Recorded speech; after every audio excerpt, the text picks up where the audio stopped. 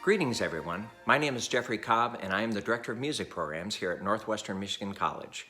I want to welcome you to a behind-the-scenes look at the making of the Lesson of the Lark. This project is the culmination of over 1.5 years of work.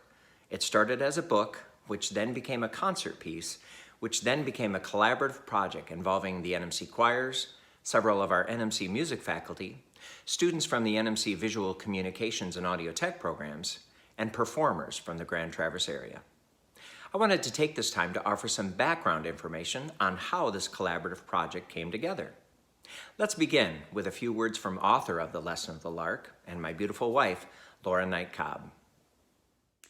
Hello, my name is Laura Knight Cobb, and I'm the author of The Lesson of the Lark, and I am here to share with you what inspired me to write this book. So in September of 2018, I turned 50 years old, and someone said to me the old phrase, well, now you're over the hill, and I thought, 50? My goodness, well, isn't that the new 40? And so it was just after that I stumbled over a statistic that really roused my interest in being a half a century old. I learned that the average life expectancy 100 years ago for a woman living in the United States was 55 years old. And that sat with me. I started to imagine what it would have been like to live at that time. I thought about the struggles that my great-grandmother Rose had coming to America as a pregnant widow with a 2-year-old speaking only Hungarian. And that's where I suppose the seed was planted for this book. It was birthed out of my own coming of age and was inspired by the perseverance and the sacrifice of countless mothers and daughters and sisters who came before me, women who rose up to their challenges and obstacles in order to succeed and to be heard. My fascination with the suffragists and their plight appeared first in poem form, and from there it just grew. It was really the determination of the Silent Sentinels that inspired me to not just express my appreciation as a woman, but rather to continue to spread their message further. It then appeared to me that a poem really needed to be a storybook for children in order for it to be a vehicle of change. It should be used as a teaching tool that could enlighten the future. As an educator for almost 30 years, this made sense. And so I aligned it to the curriculum, and I included all the materials necessary for teachers, but also so that those at home would have ideas for discussions too. The Lesson of the Lark is a celebration of the centennial of the 19th Amendment, and it was officially launched November 2019 at Horizon Books in Traverse City. I immediately received praise. I was honored by the National Writers Series as the November 2019 author next door. At the same time, while I was launching the book, Jeff began writing the musical score.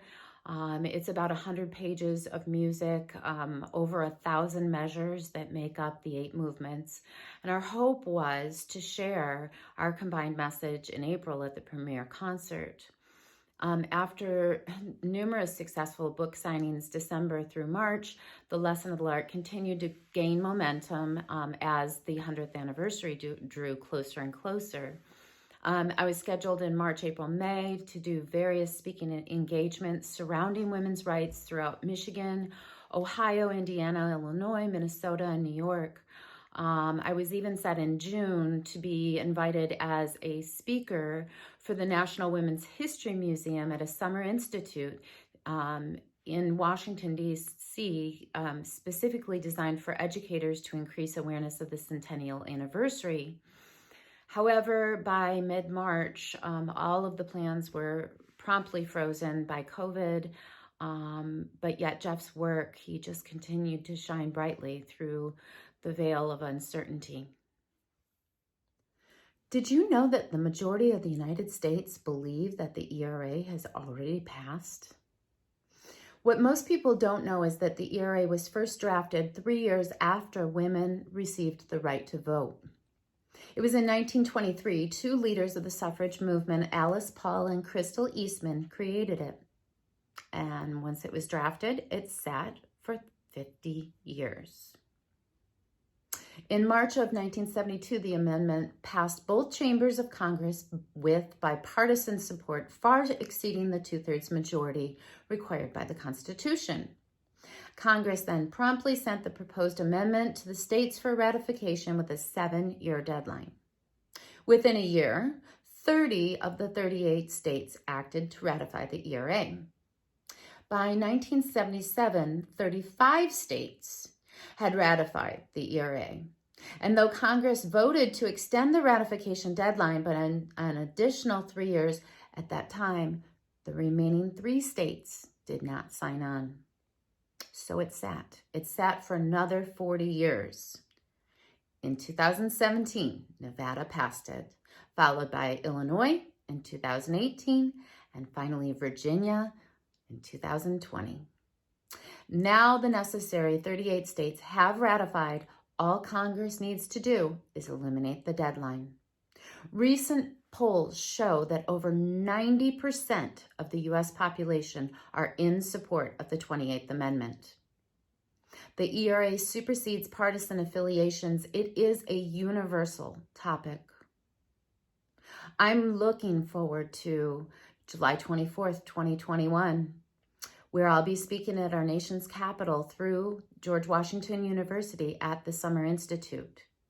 It is my desire for the Lesson of the Lark to awaken us all to our obligation to uphold equal rights for women and for all. Help is still needed in bringing a collective awareness, acceptance, and advocacy into the hearts of society. Through this action, change can and it will evolve into a more equitable future for our daughters and our granddaughters. I want you to know a portion of the proceeds from the sales of my book will go to Equal Means Equal, and they are campaigning to ratify the Equal Rights Amendment to the Constitution. Thank you for your support, and thank you for watching today. Thank you, Laura. Laura and I have collaborated on several projects, and I have turned to her on many occasions asking her to create a text for a specific project or commission. Laura's writing is so powerful and vivid that oftentimes I can hear a new piece of music as I read one of her poems for the first time. I had been reading various drafts of Laura's book, The Lesson of the Lark, as she continued to refine and edit it in preparation for publication. But it wasn't until we sat down together to read one of the first printed copies that I was hit by a thunderbolt of inspiration. I knew I needed to compose a concert-length work based on this amazing book. In The Lesson of the Lark, Laura tells the story of the struggle of the suffragettes through the characters of a lark, a girl, and a gardener. I could hear right away that the text of the lark and the girl characters should be sung by a soprano soloist and a mezzo-soprano soloist, and that the gardener's text should be sung by a choir. And I knew that the text not belonging to any of those characters should be read by a narrator as part of the performance. Though The Lesson of the Lark is not a chapter book, I needed to divide it into chapters or movements, sections of text that could make sense as musical pieces unto themselves. I approached this task as if I were crafting scenes for a musical based on this book. Working with Laura, we divided the book into 8 movements. I knew from the beginning that I would draw heavily on the language of jazz for this work. After we divided the book into movements, the character and emotion of each movement pushed me towards a different jazz genre for each of those movements. So you will hear a movement that's a jazz waltz, a blues movement, an up-tempo swing movement, a movement that takes inspiration from free improvisation, a jazz ballad, a Latin movement including bossa nova and samba influences, and finally, a movement that draws inspiration from gospel music, hymns, and spirituals. The compositional process for each movement was the same. I would start by creating a melody that fit the cadence and character of the text. Then, for movements involving the choir, I would take those melodies, harmonizing and revoicing them for soprano, alto, tenor, and bass. Then I would compose a piano accompaniment, again using jazz vocabulary and harmonic structures. After completing the finished vocal score for soloist, narrator, choir, and piano accompaniment for all of those 8 movements, I began the work of orchestrating and expanding the piano accompaniment. Because this work draws so heavily on the language of jazz, I knew it needed to be accompanied by a jazz big band. In the end, I composed the work for a modified big band. So in addition to the saxophone section, trumpet section, trombone section, and rhythm section, you'll hear flute, clarinet, horn, and strings. I want to take a personal moment here to offer a huge thank you to my good friend and favorite trombone player and jazz arranger, Mike Hunter. Mike played a huge role in the success of this project, acting as an advisor, mentor, and sounding board as I orchestrated the Lesson of the Lark. I feel like I've earned a master's degree in jazz arranging under Mike's tutelage. Thanks so much, Mike. As I began composing, I reached out to several friends, colleagues, and collaborators asking if they would be interested in being a part of this project. I'm so grateful they all said yes. This afforded me the incredible opportunity to compose knowing exactly who would be playing or singing each part. There's nothing more satisfying as a composer than being able to compose with specific performers in mind. As I composed the gardener's part, I could hear the sound of the amazing NMC choirs. As I composed the Lark's part, I could hear the stunning and angelic voice of our good friend and frequent collaborator, Laura Osgood Brown. As I composed the girl's part, I could hear the powerful and versatile voice of former NMC choir member and recent graduate of the NMC music program, Kaylin Wheeler-Gooden. The same held true for the orchestra. As I was composing, I would think to myself, oh, this would be a great spot for a Laurie Sears solo, or a Phil Tarchin solo, or an Andy Evans solo, or I hope these trombone harmonies have the right amount of hipness for Mike, or I can't wait to hear what Josh does with this trumpet part. The NMC choirs began rehearsing the Lesson of the Lark last January, with plans for an April premiere.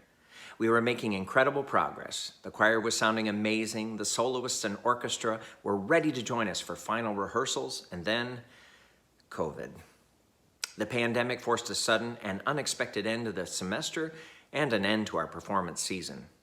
Fast forward, when we began making preparations for this fall semester, we realized at the college that in-person rehearsals were not going to be safe. Our only option was to move everything to a virtual or online format. Since the NMC choirs had already done a lot of prep work on the Lesson of the Lark, it was a natural fit to continue that work, with a few COVID adjustments. The choirs began virtual rehearsals in early September. While this was new to all of us, we quickly adapted and learned how to make the best of this online rehearsal room. Using practice tracks and other rehearsal tools, we rehearsed every week, learning a new movement just about every week, sometimes as a large group, often in smaller sectional groups, sopranos, altos, etc. Singers also did a lot of rehearsing on their own, again, using those rehearsal tools we provided them.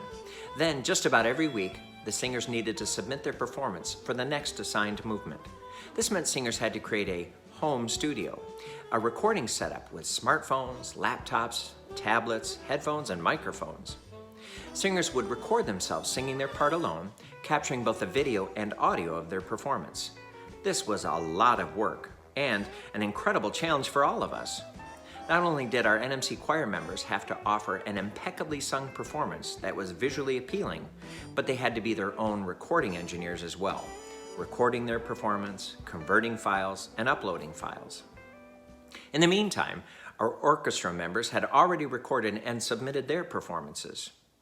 One benefit of moving this performance into the virtual realm was that it allowed us to clone some of our players. In a normal jazz big band, you'll have 5 saxophones, 4 trumpets, and 4 trombones. Since we were recording every part individually, we were able to have Laurie Sears be our entire saxophone section. Look for 5 Lauries in each of the movements. The same goes for Josh Wagner, who performed all 4 trumpet parts, and Mike Hunter, who performed all 4 of the trombone parts. As recordings poured in from our orchestra, soloists, and the choir, 2 of our second-year NMC Audio Tech students, Topher Bush and Jack Warner, began the painstaking process of stripping the audio from each video file. Topher and Jack would then convert this audio to a standardized format, then send video files to our visual communication students, and the audio files to our sound engineer, Jack Connors. More on Jack's work in a moment. Keep in mind that there were about 80 individual performance videos for each of the 8 movements. From the beginning of this collaborative project, there have been 2 main creative focuses, the audio component and the video component. The latter entrusted to our very capable NMC visual communication students. While the choir was rehearsing, recording, and submitting their individual videos, our NMC VisCom students, under the leadership of Program Director Caroline Schaefer-Hills, were hard at work, beginning the monumental task of taking those 80-plus videos per movement and editing and combining them into one cohesive visual performance. While Caroline and her talented students completed their incredible work on the video portion of this project, Jack Connors, our sound engineer, and I mirrored that work, taking the 80-plus tracks of audio for each movement and mixing them into one cohesive recording. And although each of these 80 tracks were recorded individually, in different spaces with different equipment and different acoustics, Jack masterfully mixed them all to sound like all 80 performers recorded in the same space at the same time.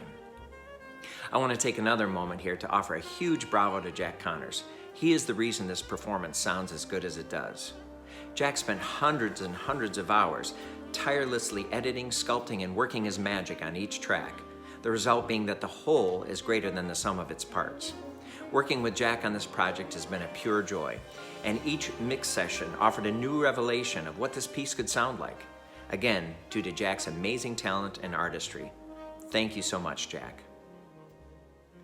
Once Jack and I finished our final mixing, we passed all of our completed audio files on to Caroline, who added them to her students' work. She and her students then added the final elements, titles, transitions, and end credits. Our premiere of The Lesson of the Lark was a huge success, with viewers from around the country tuning in on YouTube and Facebook. This project has been an incredible experience, an opportunity to collaborate, to learn and grow, and an opportunity to make music together, even when we can't be together. I would like to offer some final thanks and congratulations to those people who helped make this project possible. To my wife, Laura Knight Cobb, for creating a powerful and moving book that became the inspiration for this collaborative project. A thank you to Nick Nisley and Marguerite Coto for your leadership and your support of all of our artistic endeavors at NMC. Thank you to Jack Connors, Caroline Schaefer-Hills, the NMC Visual Communications and Audio Tech students for your time, talents, and artistry. Thank you to our generous donors for your financial gifts and tremendous support. And finally, bravi tutti to our amazing NMC choir members and our incredible orchestra. Your hard work, dedication, and beautiful performances have made the Lesson of the Lark come to life. On behalf of everyone in the Lesson of the Lark project, thank you for watching. Thank you for your support, and we hope that you found something meaningful in our performance. Thank you.